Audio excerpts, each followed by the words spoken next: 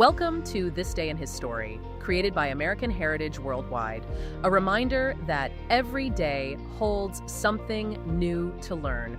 Did you know that Lorenzo Snow was the 5th president of the Church of Jesus Christ of Latter-day Saints and also served in the Utah legislature for 29 years, helping to shape early Utah law while founding Brigham City? Learn how, in 1899, during a conference at the St. George Tabernacle, President Snow received a revelation that the saints needed to pay a full tithing. Learn that he said the law of tithing is one of the most important ever revealed to man, and that through obeying this law, the blessings of prosperity and success will be given to the saints. Today we are taking you on a journey to explore the life, the ministry, and the undeniable historical miracles of Lorenzo Snow, the 5th president of the Church of Jesus Christ of Latter-day Saints. It is a really profound journey to take, too. I mean, we are looking at a life that completely shatters our modern expectations of, how a career or a spiritual journey is even supposed to unfold. Okay, let's unpack this. We are looking at a man born in the early spring of 1814 in Mantua, Ohio. And if you were to map out his life on a whiteboard right now, you'd be looking at a sprawling, almost unbelievable epic. Oh, absolutely. Like, he is running a family farm. He's undertaking these brutal river journeys all the way down to New Orleans. He's engaging in global missionary work, leading pioneers across the plains, serving for decades in state politics. Decades, yeah. And performing literal, factual miracles. What's fascinating here is that Lorenzo Snow's life represents a total immediate surrender of personal ambition to divine truth. Like, every miraculous event, every spiritual encounter we see in these historical records is absolute historical fact. Right. There is no exaggeration here. These records offer us a clear, totally unobstructed window into a life of complete and unwavering obedience to a higher reality. And, before the global leadership, before all the miracles, he was, by all accounts, just a really responsible, studious young man. He had a completely different life plan, meticulously mapped out. He really did. He grew up in a prosperous family, and they valued education, history, learning about other cultures. But because he had 4 younger sisters, whenever his father was away on business, the heavy lifting of running the entire family farm fell squarely on his shoulders. Right, and we shouldn't gloss over what that actually entailed. Yeah, it wasn't easy. No, I mean, he wasn't just managing a few morning chores.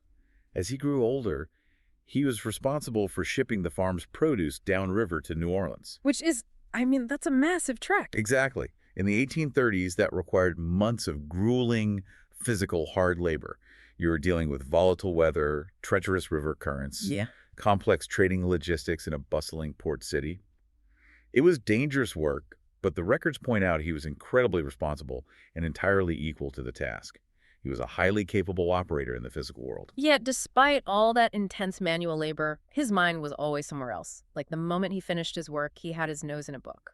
Always reading. Always. He was an intellectual at heart. So it makes perfect sense that at age 21, he packs up his bags, gets on his horse, and leaves his parents' home to attend Oberlin College. Right. He's off to get a formal, elite education. He has his trajectory totally set. But on the way, his entire universe flips. He runs into a man named David W. Patton, who is riding toward Kirtland, Ohio. Now, Patton was a recently ordained apostle in the church. And the two of them end up riding together for over 30 miles. 30 miles on horseback. Yeah. In the 1830s, that is hours and hours of completely uninterrupted, focused conversation. I try to put myself in his shoes for that ride. It's like you are heading off to an Ivy League university today. You have your strict career plan. Your luggage is packed in the trunk. Your mind is entirely set on your future. You ready to go? Yeah. And you end up sharing a train ride with a total stranger who presents a truth so profound, so absolute, that it completely rewrites your entire worldview before you even reach the campus. That's a total paradigm shift. Exactly. And Snow later talked about this exact conversation. He admitted that they started talking about religion and philosophy, and he said, well, quote, being young and having enjoyed some scholastic advantages, I was at first disposed to treat his opinions lightly. That is such an honest human admission. Isn't it? Yeah, he thought he was the educated, sophisticated college boy dealing with, a simple country preacher. Right. But the absolute truth of Patton's words completely dismantled that intellectual pride. As Patton proceeded in this very earnest, very humble way to explain the plan of salvation, Snow found himself entirely unable to resist the knowledge that Patton was a man of God. Wow. Yeah, and that his testimony was undeniably true. Patton's humility broke right through Snow's heavy intellectual defenses. So he gets this foundational, worldview-shattering teaching on a dusty road on horseback, and from there, the momentum just accelerates. Oh, it really speeds up. Now, the prophet Joseph Smith had actually visited the Snow family home previously, which resulted in Lorenzo's mother and two of his sisters being baptized. So the seeds were already planted in his family. Right. So in 1836, his sister Eliza invites him to come to Kirtland. He goes, and what does this intellectual, book-loving guy do? He immediately jumps into studying Hebrew. Naturally. Yeah, and he is in a rigorous academic class that includes the prophet Joseph Smith and members of the Quorum of the 12 Apostles. Think about the environment he just walked into. Seriously. He is immediately surrounding himself with the core leadership of this new faith. But more importantly, he is surrounded by the sheer spiritual weight of their testimonies. Right. Kirtland at that time was a boiling pot of spiritual manifestation and academic study. He is so impacted by the absolute truth of what he is experiencing that shortly after arriving, he is baptized in the freezing waters of the Chagrin River. And this is where we see the pivot become permanent. By 1837, the following year, he says the spirit of his missionary calling pressed so heavily upon his mind that he, quote, totally relinquished all my favorite ideas. Everything. All the college plans, all the worldly ambition, gone. He begins his missionary service. But I have to stop here and push back a little on what happens next. Okay. Because it's one thing to change your college major, right? Or to decide you want to go into nonprofit work instead of corporate law. Sure. It is quite another to do what he did. He decides to travel as a missionary without purse or scrip. The sources clarify that in New Testament terms, a purse held money and a scrip was a bag for carrying food. Right, meaning he took nothing. Exactly. He relies entirely on strangers for his day-to-day survival.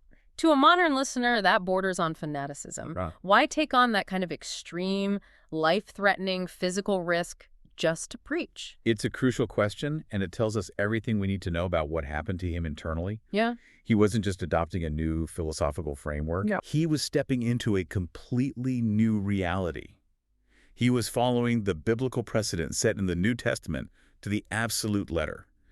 Traveling without purse or scrip required total daily reliance on the Lord to provide food and shelter through the promptings of the Spirit and the goodness of strangers. That's intense. Extremely. You do not subject yourself to starvation and exposure if you merely think a religion has some good ideas. You only do that if you possess a literal, undeniable knowledge that it is true.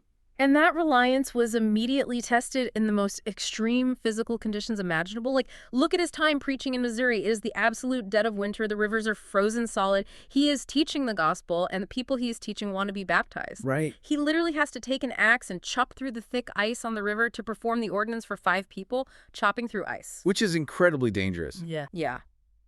If you fall into a frozen pond today, it is a life-threatening emergency room situation. He is intentionally wading into freezing water.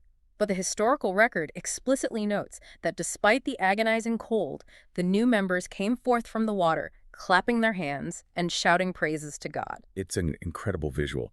The physical, biting cold of a Missouri winter was completely overpowered by undeniable, literal, spiritual joy. Wow. Again, this highlights the reality of his commitment. He wasn't out there preaching comfort. He was offering absolute salvation. And the people receiving it felt the truth of it so tangibly, so powerfully, that hypothermia wasn't even a concern. The spiritual fire was real. Okay, so this raw, on-the-ground dedication naturally begins to elevate him within the church. You don't show that level of commitment without being asked to shoulder heavier burdens. Absolutely. He goes on to serve 5 total missions across Ohio, Missouri, Kentucky, and eventually England. And while presiding over the church in London, he publishes a pamphlet called The Only Way to Be Saved. And he actually secures an audience to give a copy of the Book of Mormon to Queen Victoria. Just pause and trace the arc of that journey for a second. It's wild. We are talking about an Ohio farm boy who used to haul produce down the muddy Mississippi River, now standing in the epicenter of global power, handing the word of God to the Queen of the British Empire. It is stunning. You'd think after years of grueling missionary work, mingling with royalty, and then serving as a captain, leading pioneer companies across the plains to the Salt Lake Valley in 1846, he'd earned a little rest. You would think so. He's a proven leader. He is battle-tested. But here's where it gets really interesting. It's February 12th, 1849.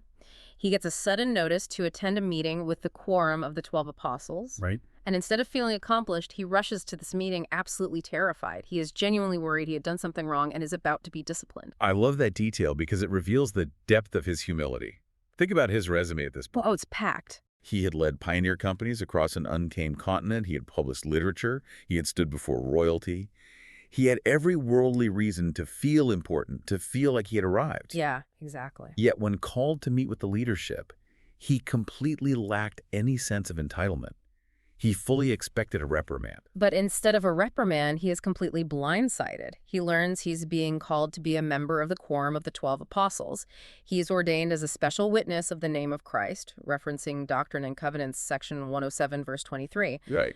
Now, for those trying to understand the gravity of that, what does being a special witness actually mean in this context? Mechanically and spiritually, it is a monumental shift. It means his calling is no longer regional or temporary. A special witness is designated to possess a literal, certain knowledge of Jesus Christ and to act as a global ambassador of that absolute truth for the rest of his life. Wow. It is a lifetime appointment to the highest governing body of the church. It meant his responsibilities expanded exponentially. He wasn't just going to be preaching from a pulpit. He was going to be building a civilization and acting as a direct conduit for divine power. Right, and we see that immediately in his timeline after 1849. The overlap between his civic duties and his spiritual miracles is massive. It really is. That same year, he is sent on a mission to Italy, resulting in the first baptisms there. In 1853, he is directing the colonization of Brigham City in Utah, literally building a town from scratch. From the ground up. Yeah. Then in 1863, he is on the Hawaiian Islands, where the historical record notes his life was miraculously saved from drowning. And amidst all of this international travel and frontier colonization, he serves in the Utah Territorial Legislature for 29 years. 29 years in state politics is an entire exhausting career for most people. Exactly. He is a prominent member of the Legislative Council from 1853 to 1882, and he is the president of that council for a decade. Unbelievable. He is literally drafting property laws, managing municipal infrastructure, and shaping early Utah society. And then, seamlessly woven into this bureaucratic life, we have an event in March 1891. Oh, yes. He is speaking at a state conference. He is handed an urgent note.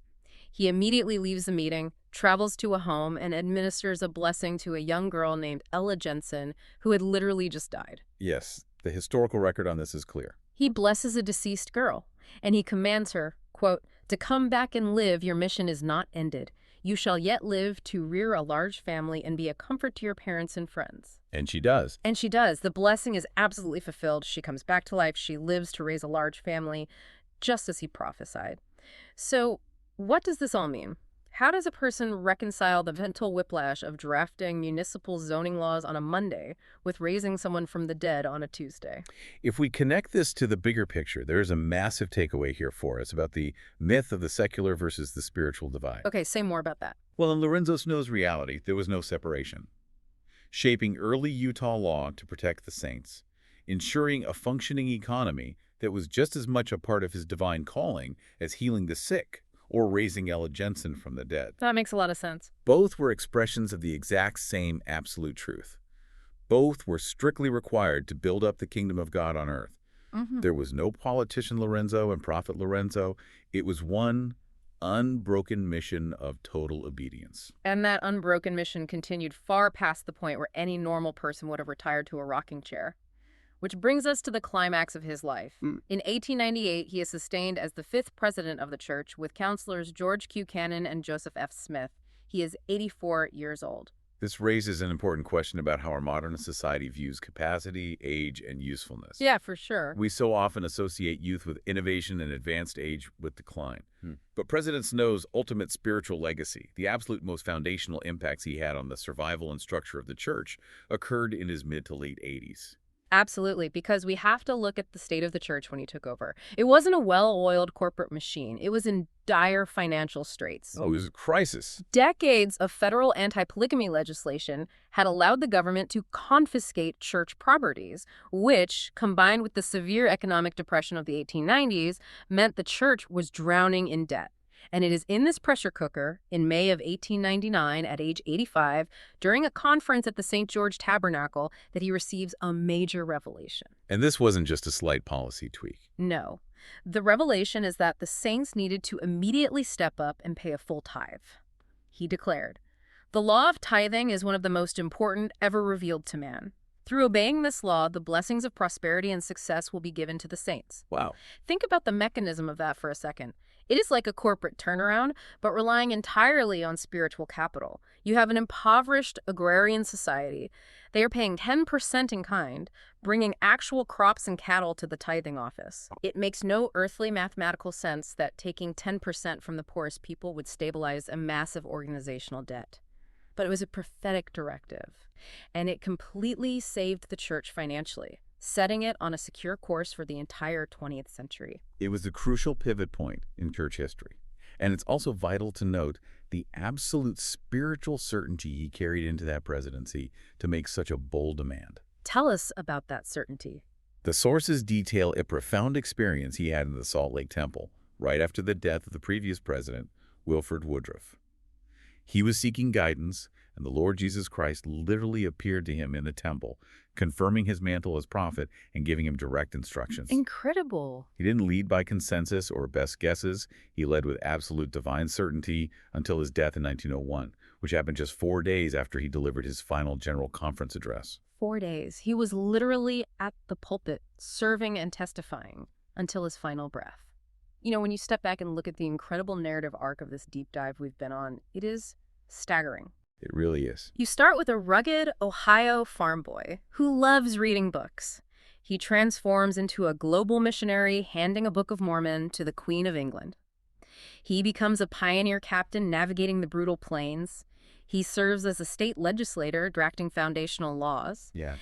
And ultimately, he stands as a prophet who literally raised the dead and guided a global church out of financial ruin and into a new century. And every single one of those seemingly disparate roles was executed with the exact same level of devotion. Whether he was chopping ice in Missouri to perform a baptism or receiving direct revelation in the Salt Lake Temple, the obedience never wavered. The underlying mission never changed. It is a masterclass in a life of daily service and total obedience. And for you listening, it begs the question of how that translates to your life right now. Exactly. We aren't all called to colonize a frontier city or stand before royalty, but we are all called to serve in our own spheres. How can you apply that same unwavering, absolute commitment to your own community, to your own family? That is the real application here. It's about finding your own version of that commitment, where your daily mundane actions align entirely with what you know to be absolutely true. And it all comes back to that initial radical pivot. Lorenzo Snow abandoned his carefully laid, prosperous college plans. He abandoned his comfort, all because of one 30-mile horseback ride that presented him with an undeniable truth. Just one ride. Just one ride, which leaves us with this final thought for you to mull over: what 30-mile ride might you be on right now? And if you were presented with a profound, life-altering truth tomorrow, a truth that required completely relinquishing your current carefully laid plans, would you have the courage to pivot your entire life? Thank you for joining us for this day in his story.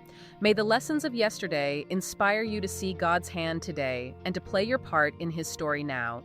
For more faith-based learning, visit ahsworldwide.org, the homeschool for faith and family.